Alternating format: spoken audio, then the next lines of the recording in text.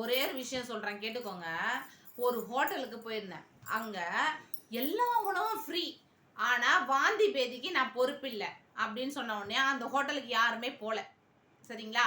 அதே மாதிரி பேருந்துக்கு எல்லா இடத்துக்கும் போகலாம், எங்கே வேணால் போகலாம், ஃப்ரீ.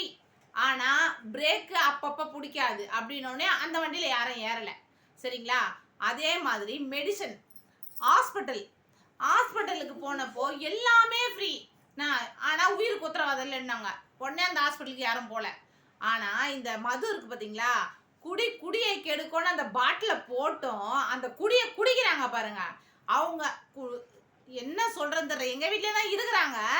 எல்லாரும் திருந்துங்க. ஒரு நாளைக்கு 800 கோடி ரூபாய் வருது வருமானம். ஏன் தான் இப்படி இருக்கீங்கன்னு எனக்கு புரியல. தயவு செஞ்சு எல்லாரும் திருந்துங்க. இது கிரீன் டீடா, நான் திருந்திட்டேன்டா.